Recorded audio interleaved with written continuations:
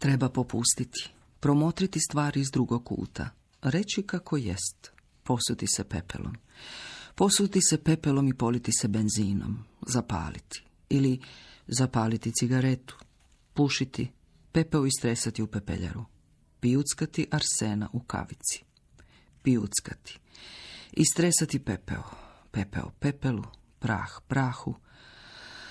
O čovječe, tako si malen pod zvijezdama. O čovječe, o, tako si malen, o maleni. Treba popustiti maleni. Ili zategnuti, o maleni, o mileni. Ti si kao malina, a u stvari si kupina, malino. A ja ću biti Bog, pravi Bog, da možeš biti moj maleni, jer Bogu pripada sve. Maleni, maleni, treba popustiti, jako sam gruba. O Bože, zašto nisam ti?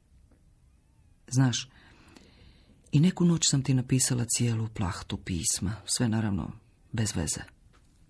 Neka razmišljanja bez veze. I tako sam to onda obrisala. A sad ti hoću delete.